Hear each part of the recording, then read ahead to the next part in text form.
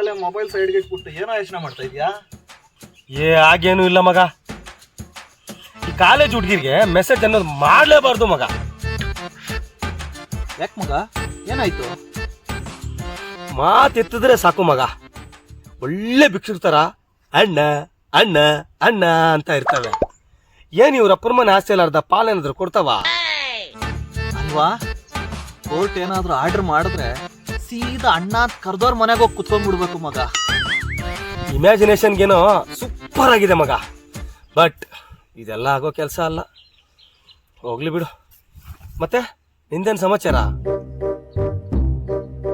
College ಹುಡುಗಿ ಅಂದ್ರೆ ನೆನಪಾಗ್ತಿದೆ ಮಗ. ಏನ್ ಮಗ? ಮಾರ್ನಿಂಗ್ ತರಕಾರಿ ತರಕ್ಕೆ ಮಾರ್ಕೆಟ್ಗೆ ಹೋಗಿದ್ದೆ ಮಗ. ಒಂದು ಆಂಟಿ ಸಿಕ್ಕಿ.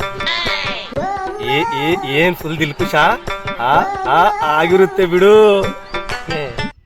ಅರ್ಜೆಂಟ್ಗೆ 6 ತಿಂಗಳು ಹುಡ್ದೋಣ ಆಡ್ದಂಗೆ ಆಡ್ಬೇಡ್ವೋ, ಪೂರ್ತಿ ಹೇಳೋ ತನಕ ಕೇಳು. ಸರಿ ಸಾರಿ ಮಗ, ಹೇಳು ಮುಂದೆ ಏನಾಯ್ತು? ಮಾರ್ಕೆಟ್ನಲ್ಲಿ ಸಿಕ್ಕಿದ್ದ ಅಟ್ಟಿ ಹೆಂಗಿದ್ಯೋ ಅಂತ ಕರೆದ್ಲು.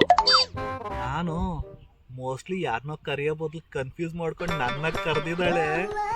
ಚಾನ್ಸ್ ಸಿಕ್ಕಿದೆ, ಜಮಾಯಿಸ್ಬಿಡೋಣ ಅನ್ಕೊಂಡು ಚೆನ್ನಾಗಿದ್ದೀನಿ ಆಂಟಿ ಅಂದೆ ಅಷ್ಟೇ.